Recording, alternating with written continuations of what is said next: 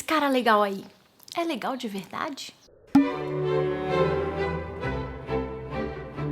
Oi, internet! Cheguei. Não, meu nome não é Marina, meu nome é só Nina mesmo. E hoje voltamos àquele papel de cientistas, biólogas, precisam catalogar os esquerdomachos para sobreviver. Mas hoje, pequena lagarta, eu não trago só reflexões, eu te trago um manual prático de sobrevivência. Um manual breve para identificar se aquele cara legal é de fato um cara legal. Já começo dizendo que sempre desconfio quando ele já chega dizendo que é um cara legal. Eu já fico meio um pouco, conte-me mais. Porque nós já falamos desse caso aqui. Aquele cara legal que fisga você num papo bom, que você acha que tá indo por um bom caminho, porque a performance é toda essa, quando de repente esse caminho lindo dá num mar de cocô. O Kinder Ovo do inferno, lembra? A gente falou dele aqui, aquela casquinha de chocolate por fora e uma lembrancinha inútil dentro, que tomou metade do espaço do chocolate. E eu, depois de passar alguns anos observando e também me lascando, até aprender, não só com as minhas experiências, mas com as das minhas amigas também,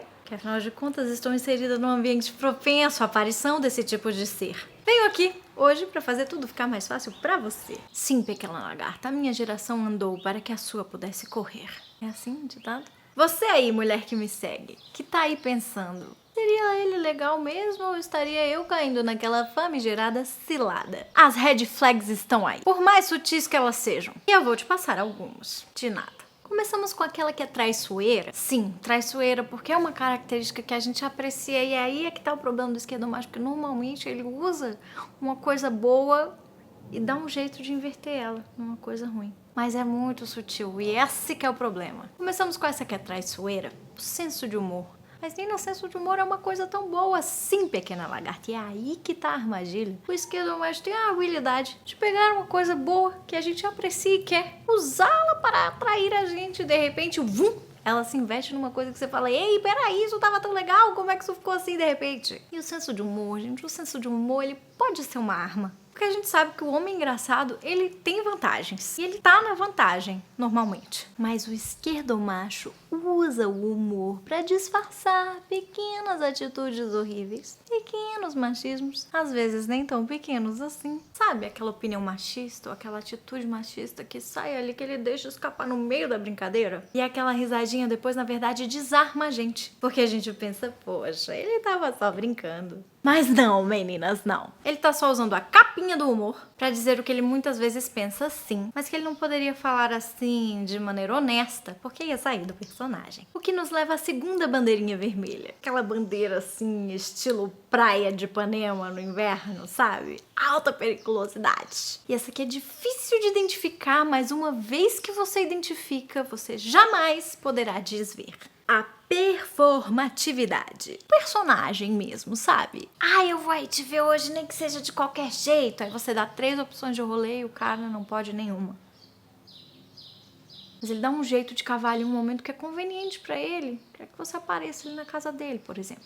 E essa aqui é mais complicada, porque pra você sacar mesmo, você tem que conviver com o tal homem. Aí você vai pegando a nuance. Um jeito bom de você tentar pegar ali a performance no pulo é tentar comparar se o que esse cara fala condiz com o que esse cara faz. Pro bem e pro mal. Falou, fez? Falou, não fez? 1, 2, 3? Sempre. Porque a maioria das vezes não é um personagem escancarado assim. Sabe aquelas coisas como ele apoia o feminismo, mas só nas redes sociais? Entre os amigos dele, ele é incapaz de dizer, querido, você tá dando mole. Ele pode até, por exemplo, se o cara tá dando mole com alguma mina que ele conhece ou que é mais próxima dele, ele falar com a mina. Mas ele não vai ali repreender o cara. Falar, amigo, para que tá feio. Como ele apoia a liberdade das mulheres, a independência, a coragem. Como ele admira aquela mulher que vai lá e faz, mas não muito quando é a dele. Por exemplo, se ganha mais que ele, deixa ali uma situação desconfortável, né? Ou porque ele dá um jeito de falar que não se sente à vontade, que ela pague uma coisa, por exemplo, pra ele. Porque ele acha que aquilo é responsabilidade dele, por mais que ele seja desconstruído, de alguma maneira aquilo ainda afeta lá dentro. Ou porque ele vai, sei lá, querer competir com ela, porque às vezes as coisas não vão ser sobre ele, vão ser sobre o trabalho dela, por exemplo. E a atenção não vai poder estar voltada ali diretamente pra ele. E ela, claro, tem que ser feminista, mas não muito radical, porque afinal de contas ele se preocupa com como as pessoas ao redor vão receber isso, com como isso vai voltar pra você, ou porque ele se sente criticado, e isso incomoda mesmo. E é aí que a gente tem a nossa Terceira red flag: o feminismo seletivo do esquerdomacho. Esse tipo de homem vai usar tanto o discurso feminista para você fazer coisas para ele que você vai se ver compelida até a aprovação dele de alguma maneira. Porque ele é muito feminista. Ele estudou muito. Ele sabe coisas que você nunca nem ouviu falar. Ele é praticamente o bastião do feminismo. Mas só quando convém. Lembra daquele negócio lá de não constranger os migos, por exemplo? Não cortar nenhum laço com nenhum homem, independente do que ele faça. Pode ser até bem grave o que ele tá fazendo. Porque a broderagem, minhas amigas, ela é real. E a cerejinha do bolo dessas maravilhosas características de identificação é o gaslighting. Esse aqui é de um requinte, sabe? Ele é de um requinte que, olha...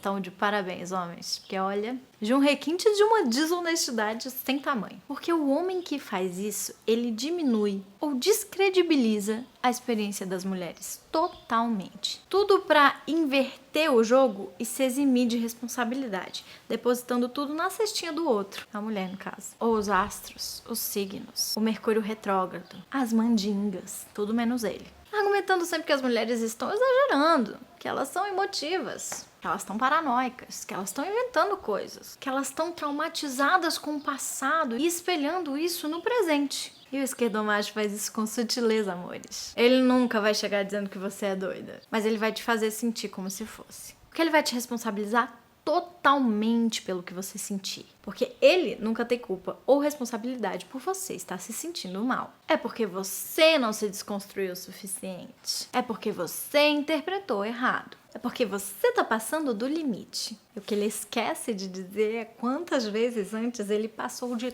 todos os limites até você chegar nesse ponto. E normalmente o esquerdomacho pequena lagarta tem o dom de empunhar todas essas red flags ao mesmo tempo. Simultaneamente é praticamente um jogo de equilíbrio de bandeirinha vermelha. Malabares com bandeirinhas vermelhas. É o macho escroto de alta performance. Fica as dicas, hein? E me conta aqui, que outra red flag que quando aparece te dá vontade de sair correndo imediatamente para as montanhas ou um país bem longínquo e não voltar nunca mais?